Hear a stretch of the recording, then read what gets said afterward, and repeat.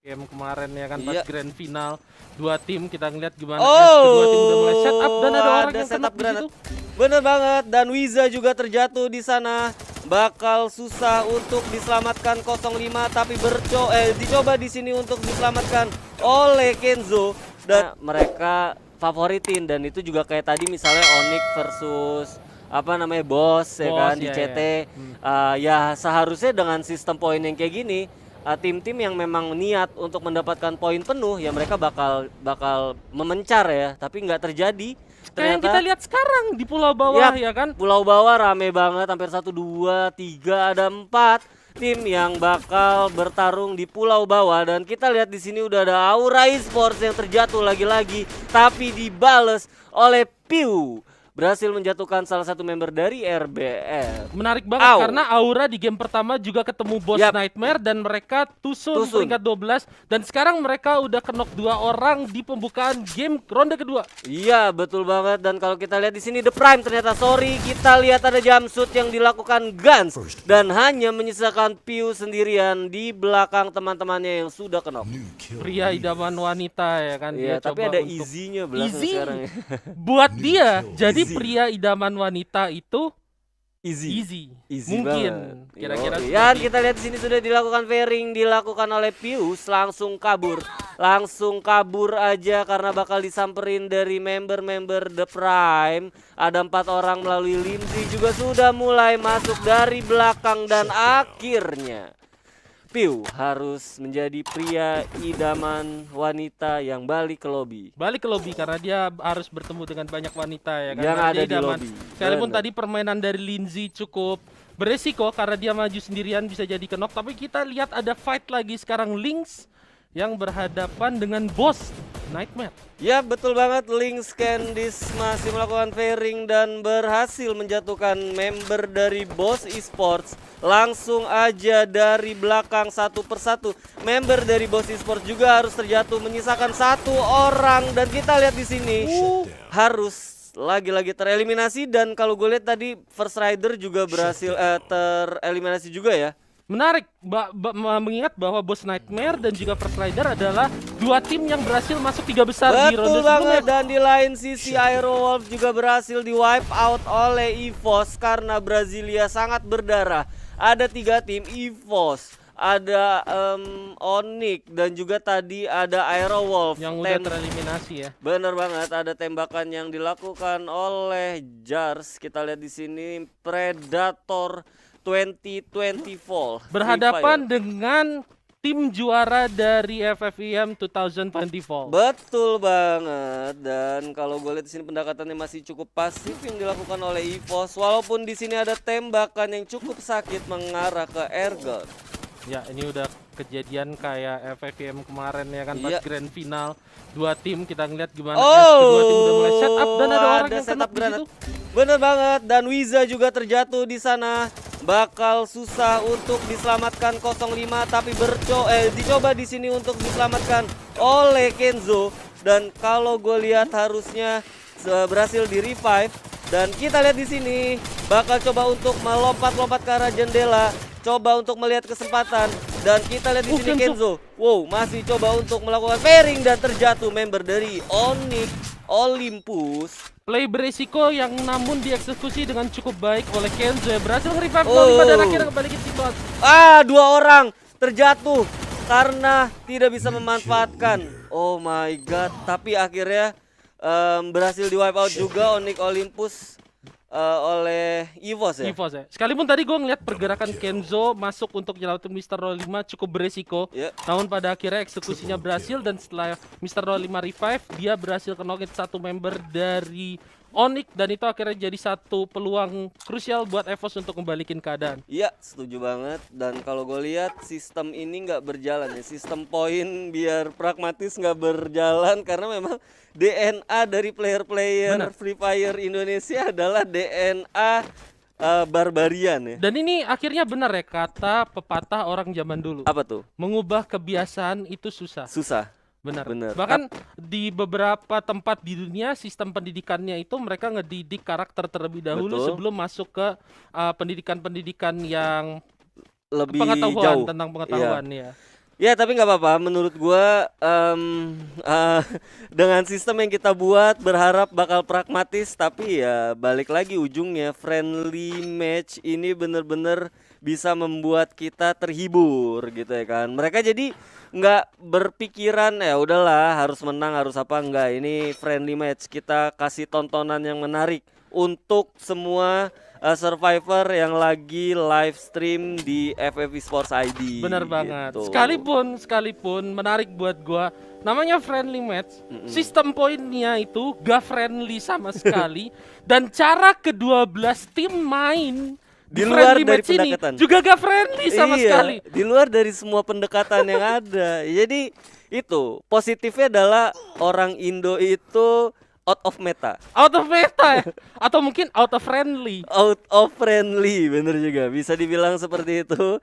Dan kalau gue lihat 6 kill point ini nggak ada apa-apanya, Bener, Pak. Cuma bener. 6 poin. Bener. Bahkan kalau misalkan kita hitung bener-bener ya, kalau mereka pun berhasil ngebunuh 44 poin, maksudnya berhasil ngebunuh 40, mereka kan dapat 40 poin Bener. kill. Itu Tapi nggak mereka setara dengan Buya. iya gak setara sama Buya, buset. Oke, kita lihat di sini ada tim RBR yang nampaknya bakal berhadapan dengan BTR. Kalau gue bisa bilang sih sebenarnya ini gak adu gengsi ya, Bi.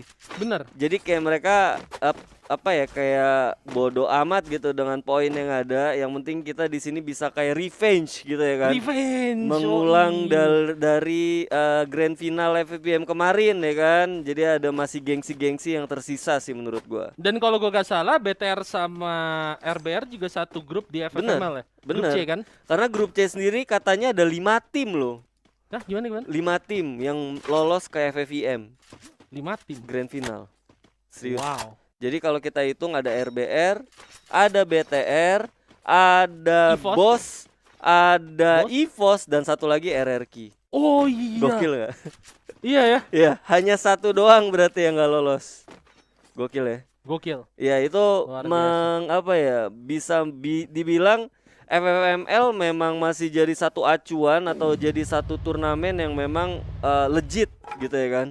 Mereka memang bener-bener di sana ditempa dan sampai akhirnya hasilnya terlihat banget.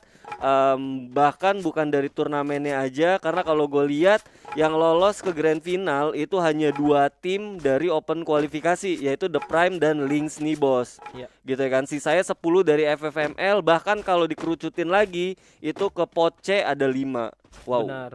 Wow, luar biasa banget ya. Itu adalah peta apa ya? Peta kompetisi atau peta dari kekuatan-kekuatan ya tim yang memang sudah mapan di tim apa namanya di skena kompetitif Free Fire Indonesia. Iya, benar banget. Jadi buat kalian kalau seandainya ada kesempatan ikut liga, oh ini lagi-lagi bakal terulang dari game pertama di mana ada 2 member atau bahkan 3 sekarang dari tim EVOS yang sudah tereliminasi dari tim The Prime. Apakah dari friendly match ini kita bakal ngelihat tim yang bisa ngeburu EVOS?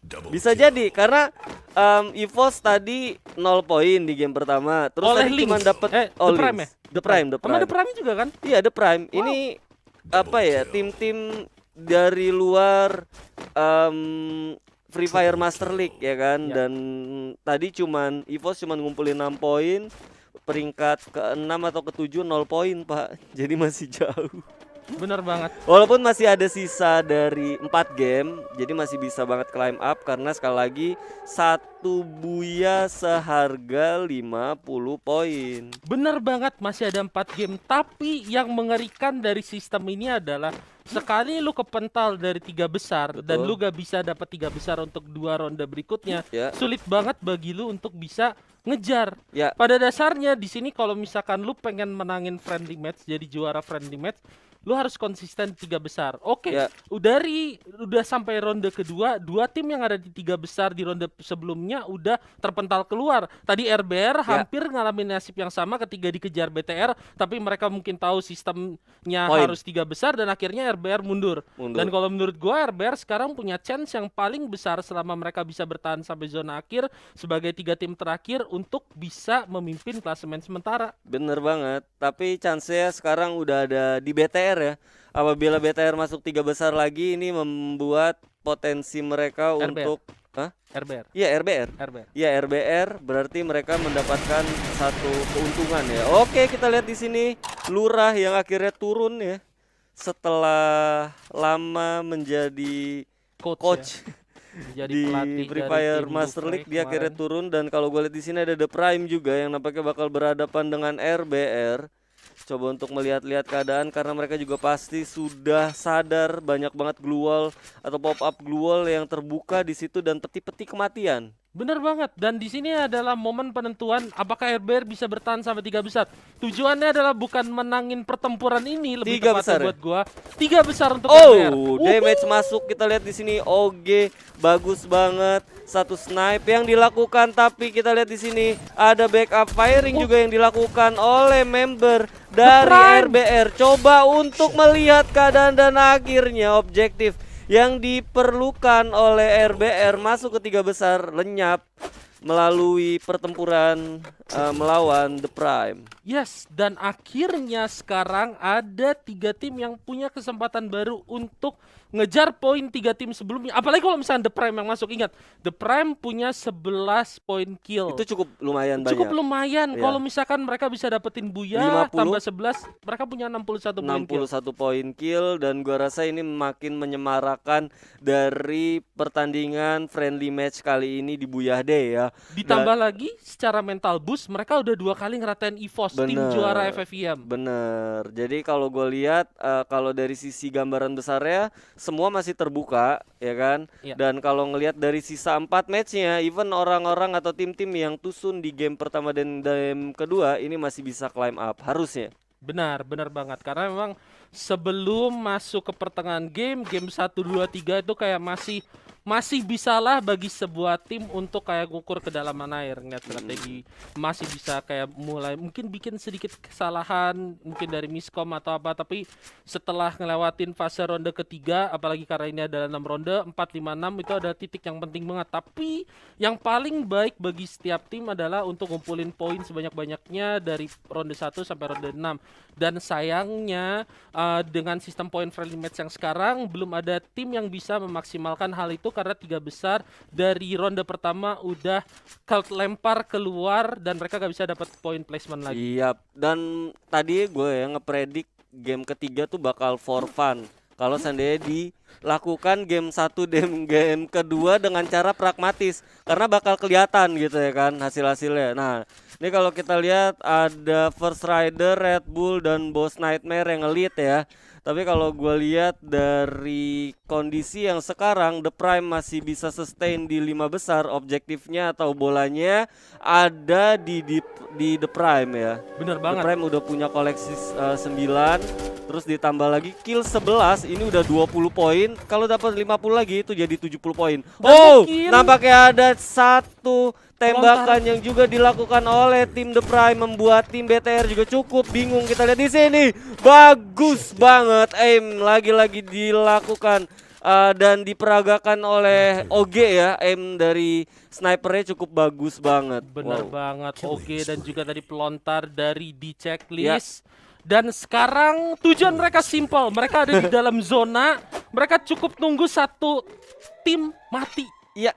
Tanpa mereka harus mati dulu. Bener, dengan 30 poin kalau mereka misalnya peringkat 3, 15 tambah 9 itu udah 24, itu udah 54 poin. Jadi kayak selisihnya kecil banget sama First Rider, apalagi kalau sendiri bisa masuk 2 besar atau bahkan Buya.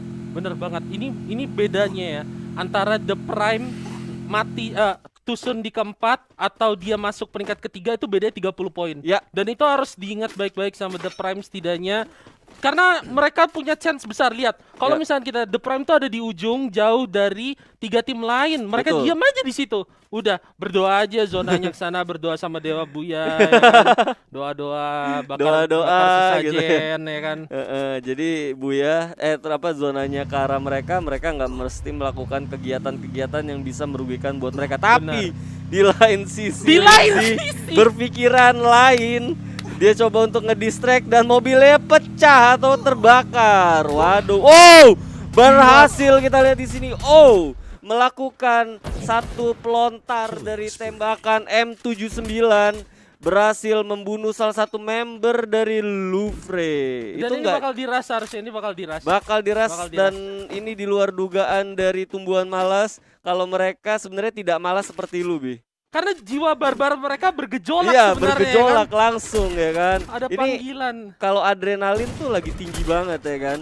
Dan kalau kita lihat di sini pergerakan yang dilakukan oleh The Prime juga lagi-lagi di luar kondisi yang tidak wajar ya menurut gua. Mereka masih 30 coba poin untuk loh melihat-lihat keadaan di sekitar dan masuk. Kita lihat di sini Limzi coba untuk melihat-lihat apakah member dari baik banget Glue wall-nya. pop up glue wall dari satu member dari The Prime yaitu O-Checklist coba untuk ngelempar spam granat mengarah ke arah Fadir. Coba lagi-lagi dan mengena damage ya cukup baik banget. Coba masih melihat-lihat karena pelontarnya harusnya pelurunya juga udah habis. Bener banget. Tapi kita harus ingat juga gimana The Prime. Limzi harus terjatuh. Kita lihat apa yang bakal dilakukan dan wow. Mereka berhasil ke secure 30 poin. The Prime yang mungkin sekarang adrenalinnya lagi naik ya kan. Iya, 4 kill loh itu yang mesti dicatat. Jadi total udah 19 kill. Yes. Harusnya ya. 20 kill sorry. Tadi 16. Oh, 20 kill ya? 16 kill terakhir. Iya, dan kita lihat sini.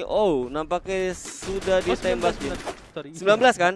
19 dan kalau kita hitung 30 ini udah 49 poin sendirian. Yes. Belum dari poin sebelumnya ada 9. Ini udah dipastikan mereka udah ngelit ya 58 dari poin, dari klasmen sementara Free Fire Buyah Day. Tapi ngelihat gaya permainan mereka gak menutup kemungkinan mereka berhenti di peringkat Iya. ketiga. Lihat RRQ juga Lagi-lagi ada damage yang dihasilkan oleh TPOG. Coba untuk melakukan tembakan dari jauh, tapi nggak menghasilkan kill sama sekali. Ya, kita lihat di sini RRQ Hades juga coba untuk melihat-lihat. Oh, ini K ya? Iya. Skill K. Wow. Udah mulai dipakai nih. Popularitasnya gua rasa bakal meningkat ya. Oke ya. Orang-orang nggak cuman untuk menggunakan apa namanya alok lagi, tapi K bakal coba untuk dipakai. Bener banget. Ya, kita lihat di sini Lynx juga masih mengincar 50 poin tambahan. Coba untuk medical kit sebentar, tapi zona sudah mulai menggigit, sakit banget. Bener banget ini udah TPOG zona masih coba untuk konsentrasi melihat ke depan dan akhirnya Lynx harus tereliminasi melalui jari-jari dari member RRQ. Dan yang patut dicatat ini udah dua besar. Dua besar dan kita lihat di sini ada 8 kill melalui Chanzu masih coba untuk maju ke depan, melihat keadaan, menggunakan glue wall. Kita lihat di sini ada spam granat dan cukup terpojok nampaknya member dari The Prime. Kita lihat masih coba untuk nge-revive dari belakang. Zona juga sudah mulai bergerak. Connor kita lihat di sini masih coba untuk melihat-lihat keadaan dan ada fairing yang dilakukan ke arah coba untuk melihat digigit zona dari belakang dan akhirnya The Prime harus tereliminasi dan menjadi anti klimaks dari segala perjuangan yang ada di game kedua tadi. Tapi memang RRQ itu adalah salah satu tim yang bisa dibilang untuk nyari placement mereka juga cukup baik. Di game pertama tadi, ronde pertama tadi juga itu udah dimention sampai Bimbun, ada RRQ, ada First Rider, ada Onyx Olympus. Mereka adalah tim yang emang Pendekatan